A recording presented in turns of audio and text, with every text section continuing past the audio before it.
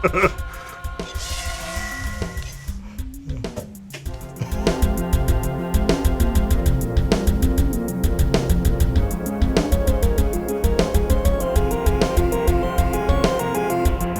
briefly spoke about the Oomi home automation system last week. What it really does is simplify the whole scheme by putting most of the sensors into one unit. Then you've got this touch interface, and you just tap it to the other devices, and it connects. It can even control your TV. They really like what we're doing here, so they decided to offer our members a discount code. So just go to oomihome.com/TechSyndicate, and down at the bottom when you sign up, the coupon code that you'll enter is TechSyndicate. Also, check out their Indiegogo. It's really doing well. It's pretty surprising. It seems like everybody wants simplified home automation. Check them out. Let us know what you think. And now to the regularly scheduled tech. All right, you guys are getting a tech early this week. How do you like that? Well, I don't care how you like it. You're going to get it anyway. How's that? And if you're watching it, you must like it. So maybe you just, maybe people don't like it. Maybe they watch it because have you ever gotten in your car and turned on talk radio and someone is just going on about I don't know, how beautiful corporations and Comcast are and how it's really good for the environment to pump toxic sludge and, and you just sit there and you're glued to it and you can't turn it off because you just can't, it's like you hate it so much that you can't look away from it. It's not a train wreck effect. It's more of we have this strange, morbid desire to hate and disagree with people. And we like to listen because then, in our heads, we know that there's someone out there that's a bigger idiot than us. Maybe that's what it is. Maybe that's why you watch our show. Yeah. I always thought that the talk radio was delightfully well done in Grand Theft Auto and that it was just, wow, it's like talking heads in a vacuum. But then we've become those heads, and that makes me sad. Just trying to get ahead. All right, let's talk about AI, the AI revolution. I read this article. I'm not going to say it's extremely well written, but there's some good ideas in here. It seems like someone, over here at waitbutwhy.com, looked into the artificial intelligence, the state of things, and was like, you know what? Things are going to explode soon. And yeah, they are going to explode soon. There's a lot of interesting implications, but he has some graphs here that may be somewhat accurate. So throughout the history of this is the most rudimentary graph. There's not even any numbers on the bottom. This is so not scientific, but it's it's good enough. Throughout history, the progression has been slow. And in the article, he says if you take someone from the year 1500, and you transport them in time to the year 1700, they're going to get out and be like, "Oh, this is kind of cool. There's some new science stuff going on, and this is happening." But they're going to be okay. They're not going to die. But if you take somebody from 1700 and drop them into modern times, they'll drop dead. They'll just fall over dead. And so that's not the. It's moving and it's not exactly exponential. It's beyond exponential. There's a point, and that's probably going to be the singularity or advanced artificial intelligence that's smarter than us, where everything is going to skyrocket, and we are on that precipice soonish, maybe the next 10 to 15 years. And then a lot of things are going to change. The world in maybe 50 years may look nothing like it does today, and I'm not sure if a lot of people are prepared for that because of their brains. Everyone's in a bubble, your own little reality bubble, and it's just hard to imagine. I mean, we haven't seen it, so how can we imagine it? So, if you are having trouble convincing yourself that this is true, I want you to imagine somebody that came to America on the Mayflower, being subjected to a movie in theaters, I don't know, let's say Saw. The movie Saw in theaters.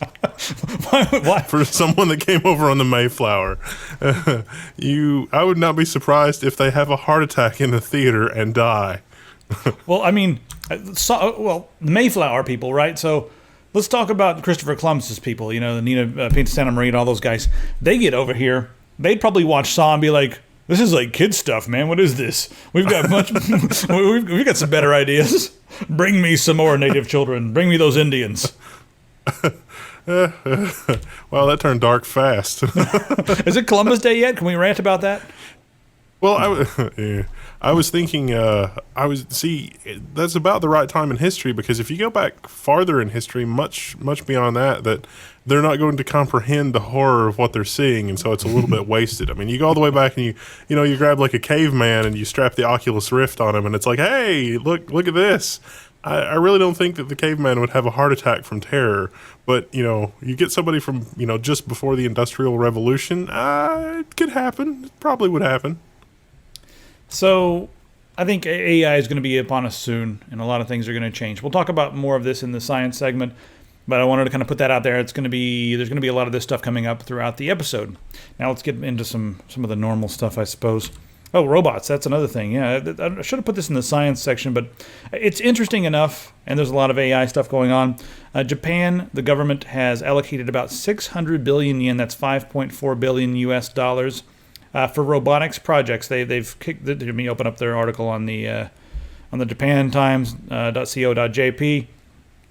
Now, the Japanese government, they're looking at everything and they're like, well, all these other companies, they're making really interesting movies about, I don't know, robots, and in America they're making a gazillion movies about AI where some guy falls in love and has sex with robots because that's what people want to see, I guess. But over in Japan, they're like, you know what, we're actually going to make robots, like real robots, not CG robots, or not robots that are actually female actors pretending to be, intelligent, so that the audience will be like, oh, I want to go see that. So that's pretty interesting that they've thrown that much money into the robotics field. And we're not talking about just robotics with with faces and stuff. We're talking about any kind of robotics. But that's another thing. Why does every robot, and not every robot, but almost all the robots we see, they're all humanoid? Is that because we need something to identify with? Or, and they all have human-esque names like, hey, let's talk about Baxter, or here's Leroy the mechanic robot. Well, that's almost, is that politically, I don't care if it's politically correct or not, Leroy the mechanic robot. But yeah, they all, that's something else that's always made me feel weird. Why don't robots come in more shapes usually? I know they do, but like the ones that are made to interface with humans always end up looking like humans. It's weird. A lot of the, at least I only know what I know about robotics from exposure on the industrial side, and historically manufacturing robots are ludicrously precise contraptions. They are manufactured. They are marvels of engineering in that engineers have put them together. All of their componentry is incredibly precise. Their electronics are incredibly precise, and their use in manufacturing is in how repeatable all of their motions are. Like, they take into account the inverse kinematics, the movement, motion, the weight of whatever it is that they're doing. It's like, I've got a loaded car panel, so the physics of my movements are going to be different than when I've got an unloaded car panel. And so it's a very, like, if you think of this and just sort of refer to this type of robotics as sort of force of will robotics, you through your own force of will, you've made a contraption that is able to deal with all of this stuff, and it works really well because it takes into account literally all of the variables. It is an astonishingly bad apparatus, however, for robotics, for interaction, for this kind of thing, because the reason that animals and human beings work so well with their means of locomotion is that the software that powers it is able to deal with situations where the parameters are basically different. So like if your arm grows a little bit, as you grow up, the software deals with that. And there are research projects into robotics to deal with that, but until we've got really good, really inexpensive analogs, I don't think we're going to see as much of that in manufacturing and those kinds of breakthroughs as we should. But I think that when we start to see these kinds of research robots that basically move very imprecisely and compensate for their terrible hardware with really good software, that we will be in a position to have the kinds of sensory experiences that will be necessary for next generation AI. Because good AI, I think, is going to depend on very good vision and hearing and other sensory systems in order to carry out their stuff. And I think Epson and a few other companies are working on this type of robotics, where they've basically got a robot that's an assistant that can, move things around an assembly line and that kind of thing, and can be trained by a human being. And so that type of artificial intelligence is going to take over the universe. I mean, look at all the stuff in Foxconn. Look at all the stories that we've covered to do with Foxconn and the way that they do assembly, and the workers, the factory workers that are going insane and committing suicide because they spend 16 hours a day like peel and stick until their eyes are basically bugging out of their head. It's like, well, if we had a robotic platform that was generic enough, we could teach the robotic platform to do that and save a human being's life, and then half the world's out of a job. Yeah, and then what do they do? Viva la revolution. They took our jobs. Let's leave that for the comments, and we've talked about that quite a bit. Let's go to Russia. Right now, they're working on they've got their own thought police going on right now. It's a program that analyzes social traffic and tries to figure out when riots are going to happen so that they can stop them before they happen. How about that? So the name of the software here, let me put on the right thing on the screen. The name of the software is Laplace's Demon. I hope I said that correctly. That's the all-seeing eye, as it were. And right now it mainly works with Facebook, and I've seen this a million times, but I've never been able to pronounce it, so never even tried to pronounce it. But another social networking platform, and they really want to get it working with Twitter. So I guess in Russia, what they're really looking for is they're looking for, anti-governmental posts that get lots of likes and lots of retweets and lots of shares and lots of that sort of thing. And they're going to start targeting those individuals. I'm not sure. It doesn't really go into detail about what they're going to do, but it's obviously going to be a crime-fighting tool, but they're going to be fighting the crimes before the crimes are committed based upon, dissension. So in Russia now, if you're a dissenter, I know it was already a weird thing, they don't really like it that much, but now they're going to start using your social posts to get you into some trouble. I wonder how long it's going to be before that comes to the UK. I think the UK will be next, maybe Australia, but I really think the UK is the next thing, especially seeing how David Cameron is really worried about, the UK being too passive. When people are just obedient, we can't be so passive. We have to watch them. Well, David Cameron, why don't you talk to Putin and start putting some of these things into practice over in the UK? See, I should be hired as the UK security advisor type thing person. Just give me lots of money, David Cameron. I get the feeling, I've read all this stuff that David Cameron has been saying, and I just get we're 5 years away. It's like there's going to be some breakthrough at MI6 or something, and it's going to be like, well, citizens, it's really just a tiny, not terribly obtrusive shunt that's installed at the base of your skull on your brainstem, and it's really not a big deal. We just use that to look around your brain to make sure that you're not really, and it's like, what? What is going on? So it's, you read some of the stuff that David Cameron is saying and you wonder, what's going on over there? Why does he think this? Did he go to college? Did he read any books? I'm sort of confused. I'll tell you how we get rid of this. We make that shunt, right? That can be a thing. We can make it. But the rule is that shunt has to be installed into all the politicians' brains as well, and it has to report activity, like thought activity that has to do with maybe, illicit sexual relations with minors, maybe stuff like that, It has to report that kind of stuff. Then they'll all be, no, pedophilia, no, we don't want that installed in our brain. No, so then that's how you get rid of it.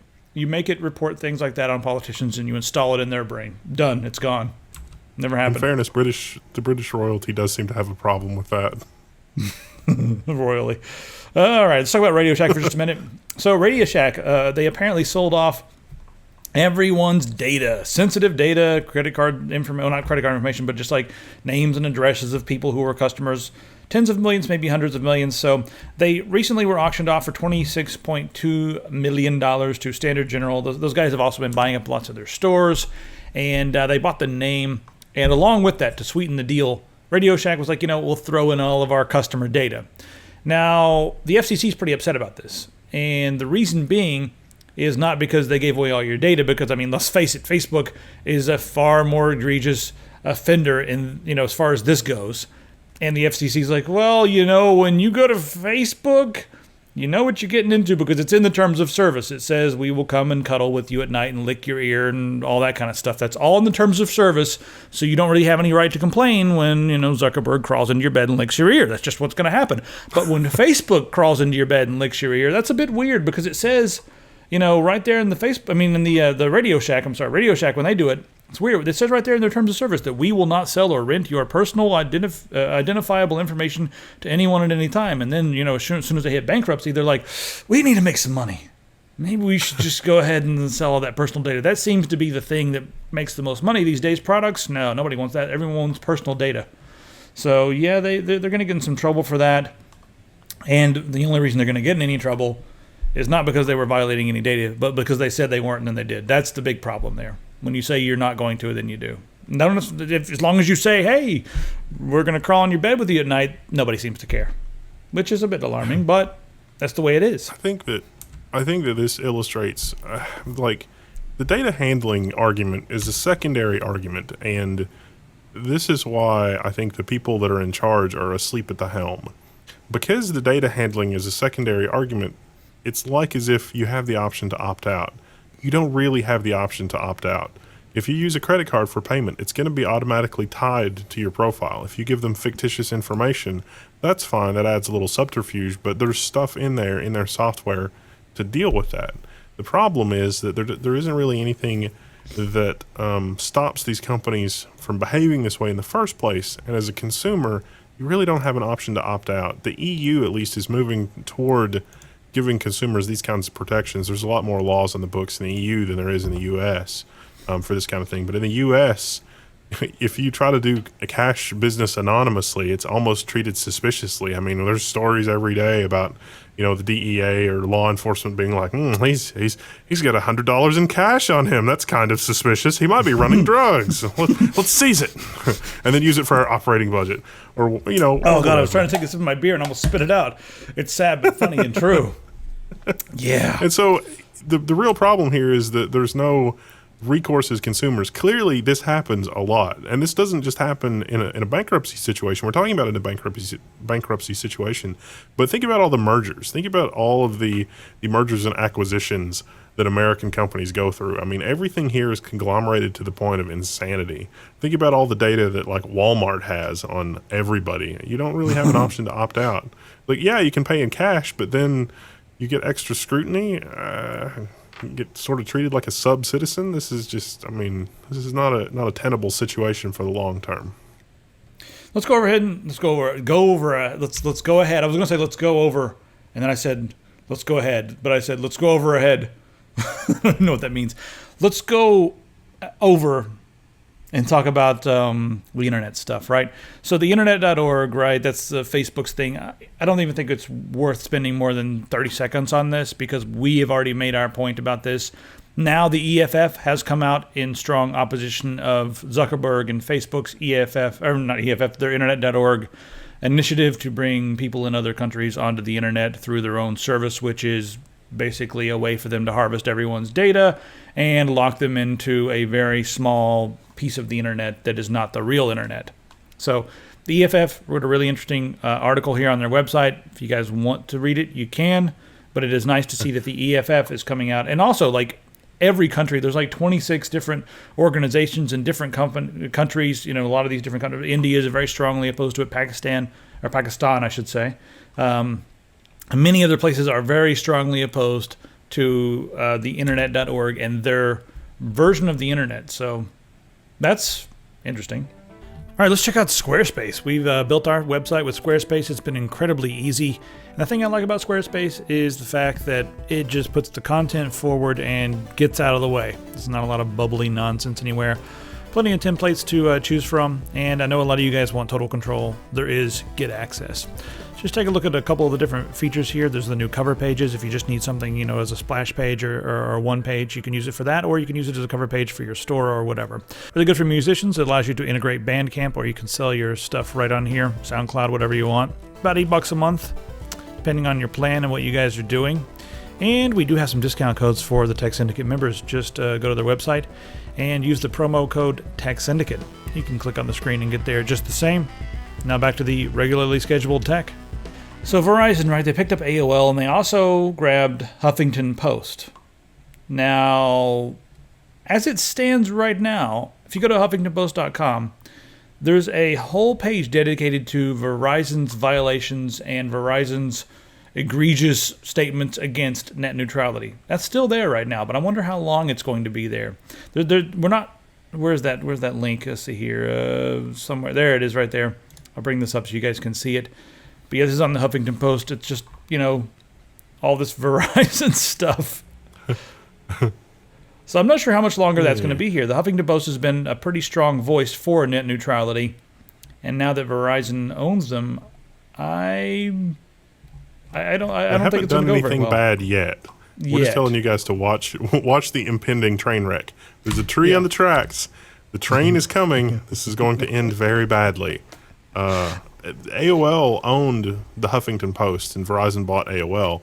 But, let's not forget that not too long ago, Time Warner bought AOL, and that really didn't work out for Time Warner. So here we have Verizon buying AOL, and so, you just sort of want to think about it. It's like, why is Verizon doing something different than Time Warner? What do they have?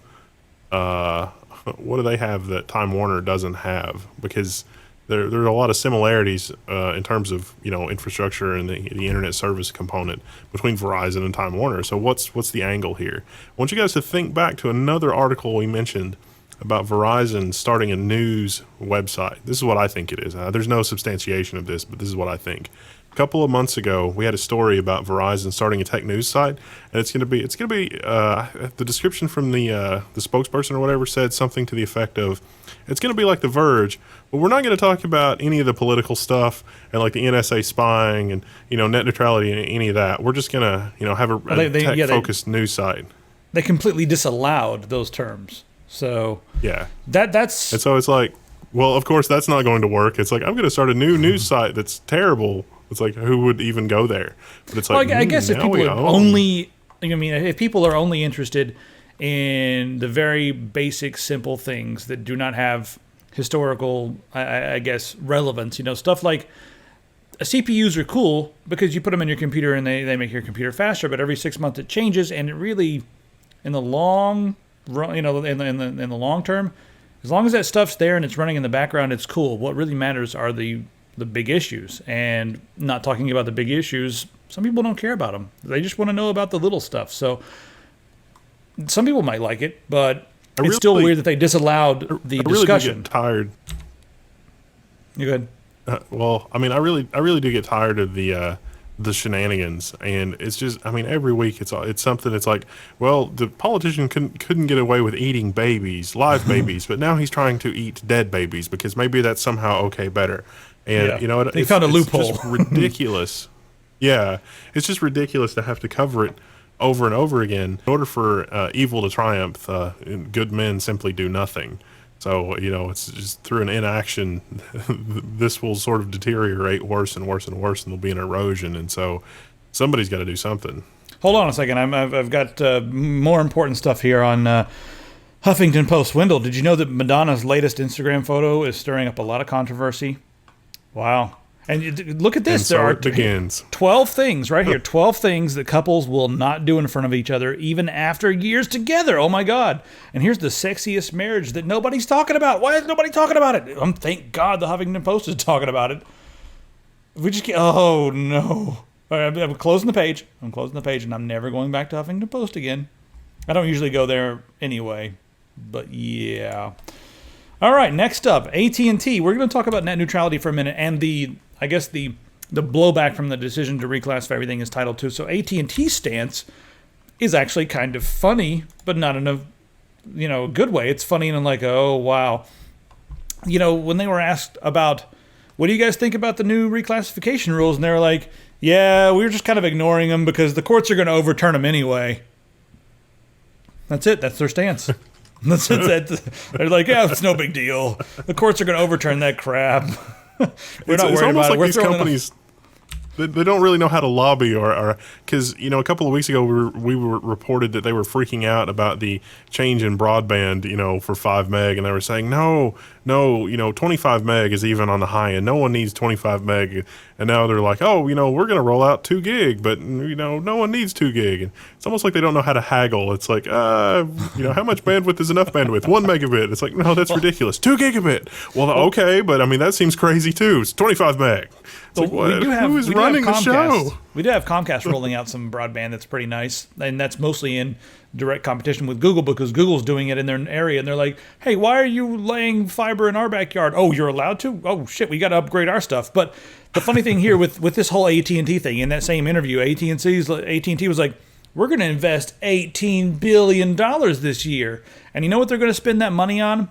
Wireless antennas. We're talking 4G or LTE antennas on top of people's homes. They're not going to run They're not running wires. They're not running fiber. They're putting antennas on the top of your home so that then they can treat your home service just like your cell service, and they can impose data bandwidth caps and huge overage fees. It's going to be wonderful for AT&T. We should go work there. They're going to make a lot of money doing this.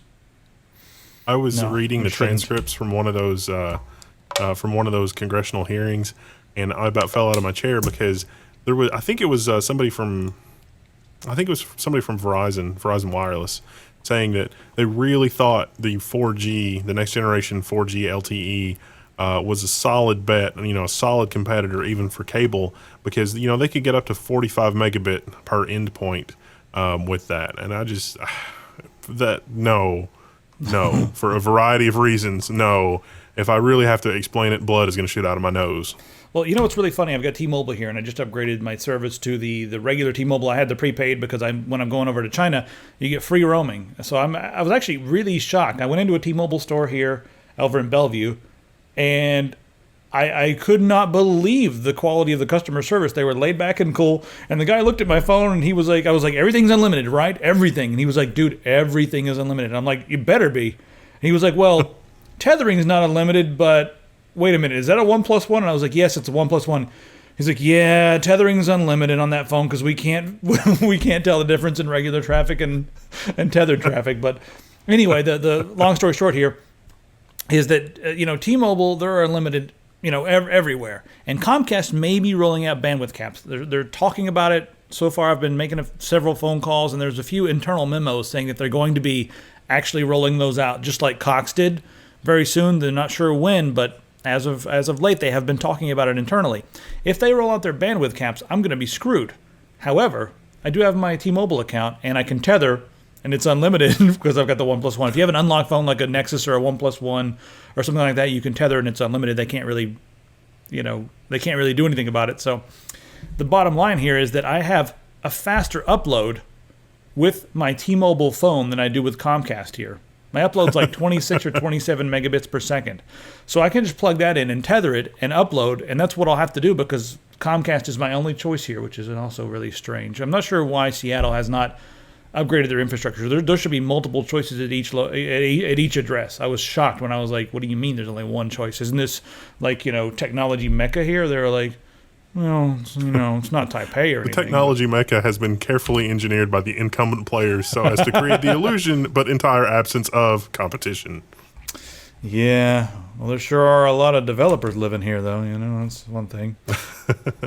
Anyway. It's like that Comcast 2 gig service is only going to go to executives' homes that are making more than $150,000 a year. It's like, it's available for everyone making $150,000 a year. Check out our shirts, man. Everybody get on there and check out our shirts. We got a new shirt of the month coming up pretty soon for Computex and Taipei, and that's going to be kind of a pixel art shirt. But right now, this is the shirt of the month. It's actually doing really well. I'm not sure if it's going to... so far, the best shirt of the month has been the... what was last month? I've forgotten. I've already forgotten what last month was. Oh, the Linux Penguin. That's been the best one so far. Second best has been you with that goofy beard. And this I love my beard. That red beard. This has been the third best so far. This one's selling. Randy. This one's doing pretty well too. So you guys only have a couple of weeks left to get the oversized dark gray, sort of a stealth burning earth. I like to call it the stealth shirt because it's not white, it's just dark gray. But it's huge on the shirt, as you can see. Nice and large. So you got a couple weeks to grab that up. Go ahead and do so. Well, that's pretty much the end of this. There's some other cool shirts on there too. I'll be uploading them. I got into a really funny, not an argument, but we had a fun Twitter back and forth with Linus and then Barnacles as well. When I get back into town, Barnacles, you and I are sitting down, and we're going to have a Windows versus Linux for gaming debate. And we'll see how that goes. But anyway, Linus said he was building a NAS, and it was going to be running Windows home server, and I just got on there, and I was like, how's that NTFS doing, man? And then, there's a backlash. People are like, shut up, man, Windows is amazing. And he's like, you don't even know what I'm using this for. Leave me alone. And my only response was like, dude, I'm just trying to sell shirts. Come on. And then I linked him the Your OS Sucks shirt. So, It's just the way it works. I don't care about anything other than making money. You know, I don't care about my audience or anything. I'm joking right now. Totally joking. You guys have made everything possible. So, of course, you guys matter more than like anything else. And if you guys want something in the store, let us know. We're going to be in Computex. And Computex has a pretty big OEM section, and a lot of the OEM stuff that's over there is kind of esoteric, and some of it will end up over here in the USA, or some of it will end up in other, Europe and stuff like that, other markets. But a lot of it won't. So we're going to try to find some interesting, useful stuff and maybe put them on the store. But be sure to let us know what you like. And if you see something in one of our videos, because we're going to be covering a lot of esoteria, and we'll probably be banned in the UK because of it. But we're going to cover the esoteria and the cool stuff that we like. And if you want it to be in the store, let us know, and we'll see what we can do about, or maybe ordering 100. And sometimes it's difficult over there because they're like, you're only ordering 100. You guys are small time. But we'll see what we can do. Just let us know what you want, and we'll try to throw it in the store. And make everyone's life better and everybody happier. So I'm hoping I'll get to play with an Asus ZenFone 2 just to see how it is. Speaking of the ZenFone 2, where is that? That article's coming up in a minute. I guess we could go ahead and open it up right now. Where did I put that ZenFone 2? There it is.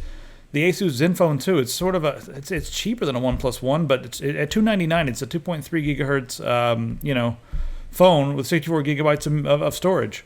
It doesn't say anything about that's not SD. the thing that blows my mind. It's $300, 32 gigs of flash, 4 gigs of RAM, 2.3 gigahertz Intel Atom x86, but it's running Android. Right. But still. There's a lot you could do with that. Yeah. Yeah, hopefully we'll get our hands on one of those and get to check it out. Oh, did I mention everybody I'm going to the OnePlus $300, One office? I'll just buy one. I tried to go on Newegg and get one earlier, and they only had the 2 gig versions. And then some third-party Newegg seller had the other ones for $50 over retail. I was like, nope. If somebody send me a link. I think it's kind of funny because a lot of the vendors that are out there, they think that every time you email them, it's like that you're looking for free stuff. So a lot of the other YouTubers out there are begging for free stuff too much because a lot of times I'm looking for something that I can't find anywhere else, and I'm totally willing to pay for it. Like recently, I'm looking for like the PC Q26 from Lee & Lee, and I can't find it anywhere online. It's like a 10-bay NAS, beautiful storage, chassis. The chassis is from an old joke. I'll jump over the chasm carrying my chassis. Anyway, so I'm trying to buy this stuff, and they're like, man, samples are short. I'm like, just give me a link. I don't care if it's a Taiwanese website. I want to buy the damn thing. So I think sometimes when we really want something, we're willing to buy it. A lot of the vendors are like, oh, well, we're not just giving away stuff for free anymore because we gave them to 5 other YouTubers and then they threw them out the window and didn't do videos. So, yeah. Oh, well. Enough ranting for now. Let's go back to some of these other articles here. We just skipped over a bunch.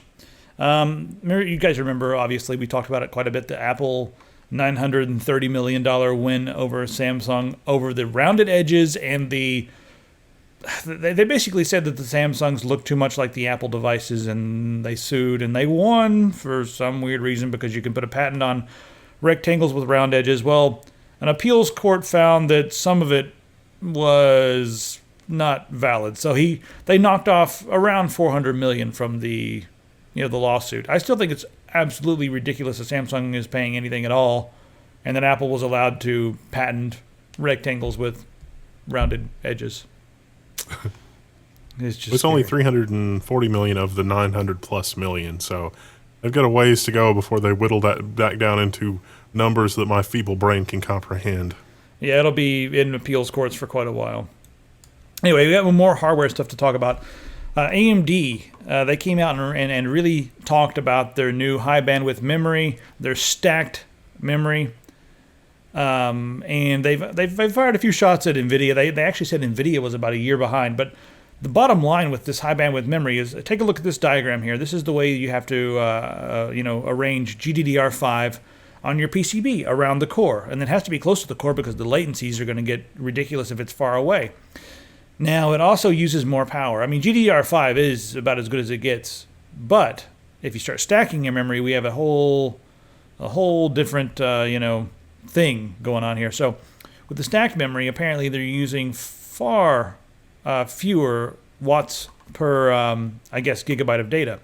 So that's nice. And the other thing that's interesting is they're able to support up to a 1024-bit wide bus. That's ridiculous. 125 gigabits per second, or gigabytes per second, I'm sorry. That's absurd. And they're saying they're able to do this at, around the same, if not better, power when compared to the far slower GDDR5. So that's the main thing that they're really talking about with their new GPUs is their new, HBM. Looks pretty crazy. I can't wait to check it out. One of the things that I was worried about with this was that I always assumed that different OEMs would tweak the parameters on, which RAM. Like the way that it basically works is that Nvidia and AMD will basically come up with the reference GPU design and then sell you a PCB pre-populated with the GPU. Well, the last umpteen generations of cards, Nvidia will basically pre-populate pretty much everything and then leave it up to the OEMs to just make some minor tweaks. Now, the big OEMs, of course, will make tweaks. So like, Sapphire, Asus, those companies will make more substantial tweaks. They may do a custom board layout. And I always assumed that, RAM was one of the things that the vendor could negotiate on, because obviously, a large company like Asus can negotiate with Samsung and get a really good deal for RAM. But this article and some of the other referenced articles and some of the Q&A with engineers, other people ask those questions. And it turns out that most of the time they don't. Most of the time, I guess it is what it is with the RAM, but they don't really tweak the design for the RAM. This technology, this stacking technology, uses something called a TSV. It's a through silicon via. And so instead of having... holes. Instead of having a set of wires for each chip, there's one set of wires actually on this interposer thing, which is, not exactly a PCB. And then the stack of chips basically uses the through silicon vias to pass the signal. And so instead of having multiple sets of wires, you only have one set of wires. There's a few wires that are specific to each chip, but it's a bus. And so because the bus is shared, it's not really exactly the same thing. And so in this situation, you not only dramatically shorten the length of the wire, you may be lowering the total number of wires that have to run around to each chip individually. And so I think that's going to dramatically simplify the layout. But it could also mean that we see GPUs that basically have this large chip thing that then has little chips on it. It's sort of like a big, crazy version of what Intel is doing with like their BGA. They've got the they've got the mobile package that has the mobile CPU and the mobile chipset sort of all in one package, but it's two pieces of silicon. It's like that, except instead of being two pieces of silicon, we've got a lot more than two pieces of silicon, because you're also packaging the RAM and that kind of thing. And that's why I was worried about, you don't really get to pick the RAM vendor anymore. The RAM is basically married to the component, but it turns out real world that doesn't really matter anyway. Let's head over to Korea. How about South Korea? So LG has a 0.97 millimeter thick 55-inch OLED display. That is insane. So the other interesting thing, it's only 1.9 kilograms. It's only a few pounds. And you can stick it to the wall with like a magnetic mat. Really ridiculous. I'm thinking that we're going to see this at Computex. I just want to mention it to, tell you that you guys should stay tuned, because I'm sure it'll be there. And I'm sure someone like this will walk over and be like, would you like to see this? And we'll go, yes, move. We want to see it. Can I have one? Where's mine? I'll get a poster tube. I'll be right back. Does it roll up? Yeah, that'd be great. So that'll be pretty cool. I can't wait to see that over there. There's going to be a lot of really interesting things to see over there. There's a ZenFone we already talked about. And now it's time to head over to California. They're building a test track for Elon Musk's Hyperloop. Hyperloop is his idea to build. You guys have all seen these before. The vacuum tubes, and they put a train car in there, and it just shoots across. It can go from LA to New York City in 45 minutes. They're actually going to build a test loop in California so that they can really check it out and see if it works. I guess you have to sort of do this sort of thing before you actually build the full one. That would be foolish to just do that, but yeah, they're going to do it. They're going to build it. Elon Musk gets somewhere so much between stuff San done. Francisco and Los Angeles. This will be great as long as California doesn't break off and sink into the ocean. I think California will be fine. I'm worried about Florida. They're not really spending any money, to combat global warming or rising tides or anything like that. They're like, no.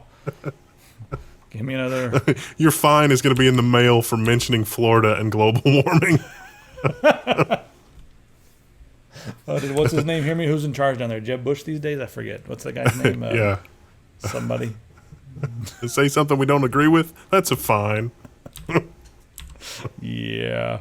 You know what? I'll just hold off on paying it until they're all underwater, and then I'll be like, I guess this isn't this isn't valid anymore now that you guys are all underwater. Florida. It'll be like the very, I guess, less glamorous version of Atlantis. We'll discover and be like, there's a bunch of like ugly buildings and some stucco over here, and then a bunch of car parks. Yeah, nursing home over here too. What's this? Oh, I think it used to be a club. It's made out of plastic and hula skirts. Let's move right along then. Made enough fun of Florida. Let's talk about cooling. How about cooling your apartment with a dining room table or a work table or something like that? It's a pretty good idea. So let's check this table out. Beneath the table, there's some phase change material under here, and it's coated with, I believe, aluminum. But if you guys have ever used a tech cooling unit, a thermoelectric cooling unit, or anything like that, you know how phase change works. And what they're saying is they can take this table and at around 71 degrees, if it starts to get hotter, it's going to start absorbing the heat. And when it starts to get cooler, it's going to release heat. Kind of an interesting idea. I'd like to see it work. I wonder how big of a room it would be able to regulate. But they're saying it's going to be, of course, it needs zero power, and it can help regulate the temperature of a room. Looks like a giant heat sink for the room, but it's more than that. Yeah, it's not exactly a heat sink. It's just it's like a thermal capacitor, I guess. They call it a thermal sponge, but this would not help in like Florida, let's say, where it's consistently really hot all the time, or Arizona, where it's consistently hell on earth all the time. But if you're in an area where it's hot during the day, or you get some afternoon sun and your house really heats up and then it cools off pretty quickly once the sun goes over, this would probably help because this will absorb the heat when it's warm to a point and then release the heat when it cools off. And so maybe, Arizona is maybe not a terrible example because it does get really cold in the evenings potentially. So this type of a device, some months of the year would work well, but in the middle of summer, it's not going to help you. Yep. Now over to my favorite article of the entire show. This is from a doctor in BC, in Vancouver.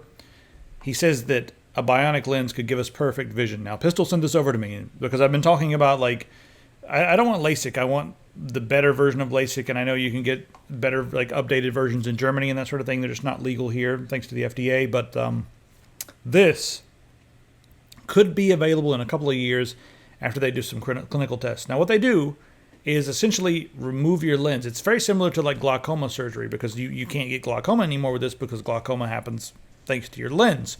They remove your lens, they install this little bionic lens, and then it gives you better than 20/20 visions. For instance, they said, you know what, if there's a clock over there and the clock's 10 feet away and you can't see it, well, when you're using this bionic lens, you can be 30 feet away and see it.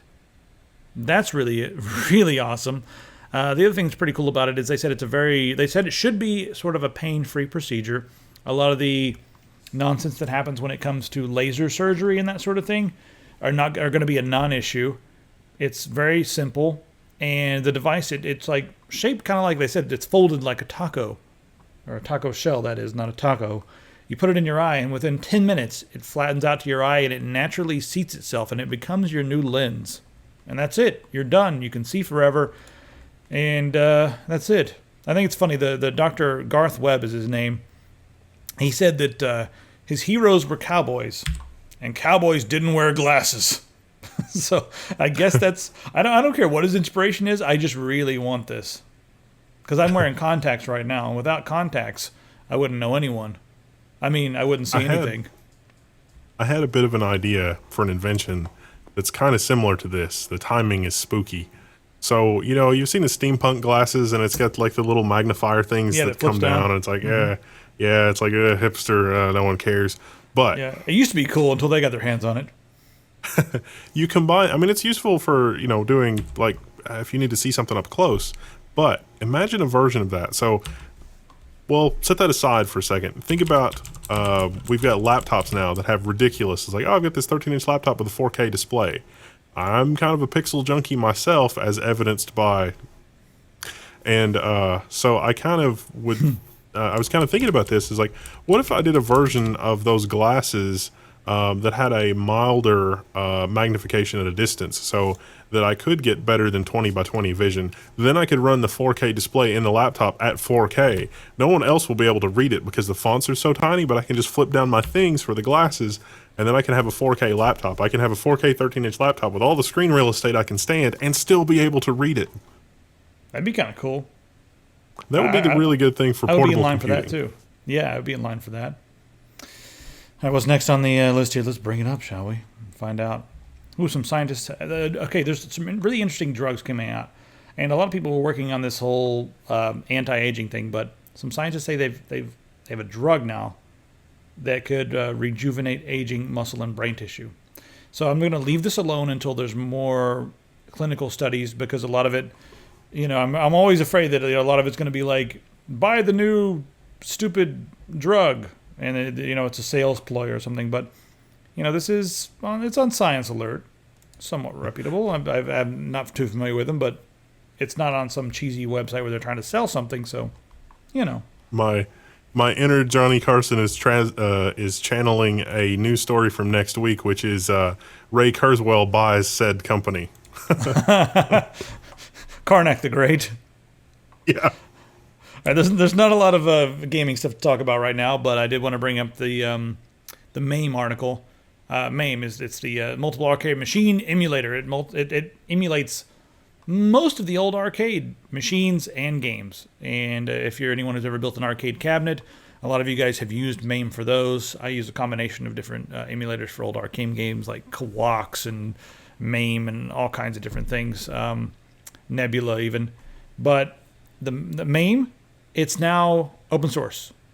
So that could really open up a lot of things. Open source is very open, and therefore opens things. There's a good opening for a joke here, but I don't know. I've opened myself up for anybody has critics. A good deal on a four-player setup for that, let me know, because I'm long overdue for setting up one of these properly. The woodworking doesn't bother me. I just need to do the four-position stick setup thingy. I think Kane bought an arcade cabinet and ended up putting it in storage in New York City, which is a terrible thing to do. It probably is better to buy a more expensive arcade cabinet a year later than it is to buy a really cheap one and throw it in storage. But he got one and it's in storage right now. So that's just the way of things, All right, the last article of the day. So some guys over here, BT.com, they were able to get their hands on the HTC Vive, which is the headset that they're working together with Valve. So if you guys have been looking at the Valve VR stuff, this is the headset they're using. Everyone says their mind has been blown. And it sounds more like their mind is blown by the quality of the content and not necessarily the headset. I think Valve was able to produce, and the people that Valve is enabling were able to produce just better content. Almost every time I've picked up an Oculus Rift, I put it on, and they're like, here is a 4-polygon count wizard shooting lightning at you, and the lightning looks like confetti. Isn't this great? And I'm like, no, it's awful. This is awful. Why are you doing this to me? So I haven't really had too many good experiences with the Oculus Rift and stuff. It's just the demos are so cheesy, and I know you can use it for some games. Star Citizen and Elite Dangerous, that's a good use for it. But this one also does have a better display. Each eye gets 1200 by 1080 resolution, so that'll really help as well. So everyone seems to be blown away. I'm hoping that we'll get our hands on one of these while we're out there as well. I guess there's not really much else going. I mean, as far as video game news goes, other than Witcher, but that's a given. I think last week we forgot to mention that the Oculus Rift.